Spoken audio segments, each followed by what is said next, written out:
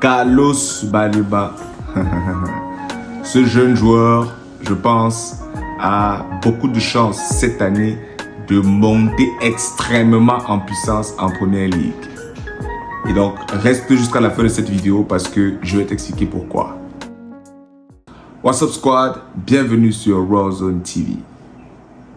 Si ce n'est pas déjà fait, n'oublie pas de t'abonner, d'activer la cloche de notification et de partager massivement la vidéo à d'autres supporters et fanatiques des Lions Indomptables afin qu'ensemble nous puissions faire entendre notre voix et échanger ensemble sur ces questions communes qui nous intéressent.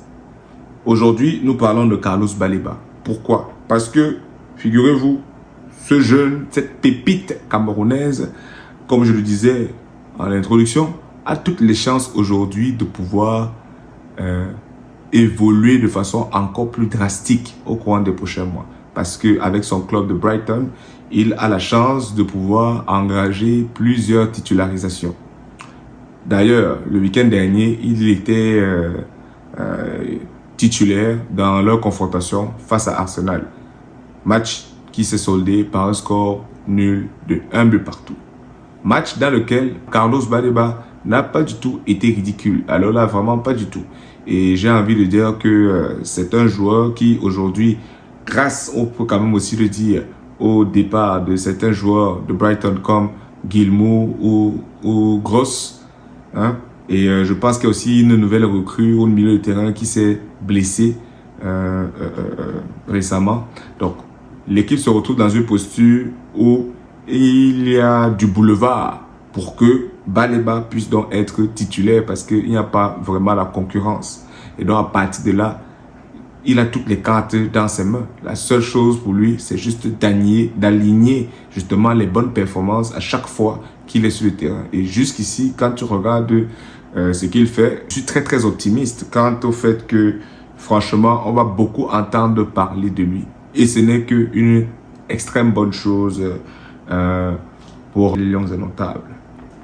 Et en passant, en Première Ligue, moi je préfère vous dire, mon club chouchou depuis la saison dernière, et je pense que ça va se confirmer cette saison, c'est Brighton. Ah oui. D'ailleurs, ma façon de sélectionner les clubs que je supporte n'est pas très compliquée. Ok. Il y a un joueur camerounais qui joue dans l'équipe, une pépite camerounaise en plus, et que la personne réussit à s'imposer. Non, ne t'inquiète pas, je commence à te suivre de façon régulière. Mais ce n'est pas tout. C'est que cette équipe de Brighton, même d'abord, comme nous avons déjà eu à le dire ici avec officier Babakov, a une formule de développement qui est telle que eux, ils s'intéressent aux data quand ils vont chercher les joueurs d'abord. Donc, quand on va regarder déjà l'ossature de l'équipe, il y a plein de jeunes joueurs là et chacun de ces jeunes joueurs en général est une petite pépite.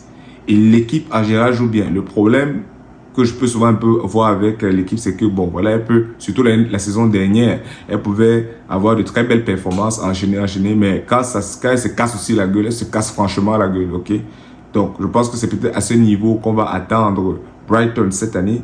Mais quand on regarde son effectif et les transferts qu'ils ont effectués, les transactions qu'ils ont effectuées sur le marché des transferts cet été, rappelons-nous, je viens de le dire, eux, ils n'achètent pas les joueurs dans le désordre. Eux, ils analysent les data en fonction des besoins, n'est-ce pas, qu'ils ont. Si on prend même un gars comme Carlos Baleba, ils ont acheté Carlos Baleba à cause du data.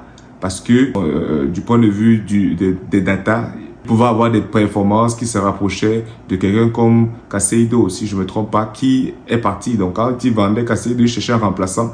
Et c'est comme ça qu'ils sont allés chercher Carlos Baleba parce qu'il semblait être le meilleur fit, n'est-ce pas, en ce sens. Et quand on regarde ce qui s'est passé, on se rend bien compte que ils ne se sont pas beaucoup trompés. Donc on ne peut que souhaiter vraiment voir Carlos Baleba continuer à avaler les matchs. Hein, s'imposer dans ce milieu de terrain. Et ce qui me plaît sur ce jeune, c'est que c'est vraiment, on peut le considérer vraiment comme une sorte de box-to-box aussi, hein, parce qu'il est capable. Je me rappelle, c'était quel match? Il y a 2 semaines justement, quand ils ont joué, ils ont gagné, je sais plutôt contre qui. En tout cas, c'est lui qui décante. Ah non, c'était en coupe.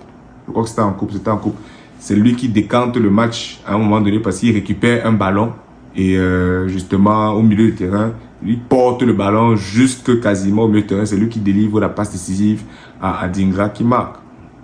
Donc, pour dire que il participe, il a un impact vraiment tonitruant sur le jeu. Et quand moi je vois ça, je ne peux que voir l'impact avec les Lions indomptables parce qu'on a besoin de ça, on a besoin de vivacité, hein, de jeunesse dans notre milieu de terrain. Ça, c'est clair et c'est net. Donc, si on revient sur Brighton, justement, comme je disais, ils ont fait match nul avec Arsenal. C'est sûr que dans le match, il y a eu un fait qui est le carton rouge que Rice a eu, qui a quelque part aussi favorisé peut-être, n'est-ce pas, le fait que Brighton ait pu égaliser parce que oui, Arsenal menait.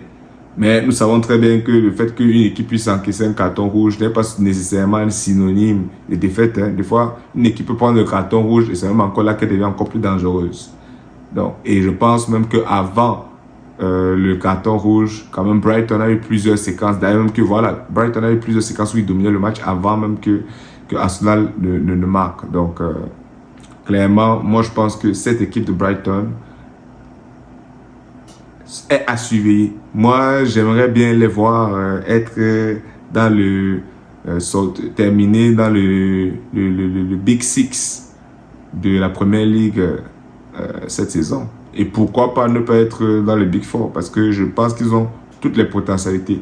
C'est juste qu'il faut peut-être trouver l'équation qui va permettre à l'équipe dans les temps où ça va moins bien, n'est-ce pas, de limiter les casses. Hein, de ne pas perdre les matchs, des affaires comme ça. Mais définitivement, moi je pense que c'est une équipe très très intéressante.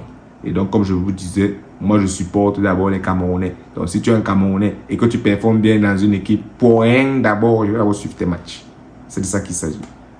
Et vous, qu'est-ce que vous pensez justement de l'avenir de Baleba à Brighton? Est-ce que vous pensez que justement on va avoir la chance de voir au moins un Camerounais pouvoir briller tous les week-ends, comme ce fut une époque qu'on avait la chance d'en voir. Hein? Et là, j'envoie un petit message à Nabil Djenit, qui a dit il y a quelques mois, sur un plateau, je ne sais plus lequel, que voilà, qu'on doit lui citer 3 joueurs camerounais, voilà, qu'on peut voir tous les week-ends. Bon, voilà, ça commence à venir. Carlos Baleba, je te donne le nom. Voilà, donc, si ce n'est pas déjà fait, n'hésite pas à regarder cette vidéo dans laquelle nous parlons du top 3 des meilleurs défenseurs camerounais depuis les années 2000. Et ce n'est pas une tâche si facile que ça. Donc, j'aimerais que tu nous rejoignes pour partager ton avis. On se revoit dans la prochaine vidéo.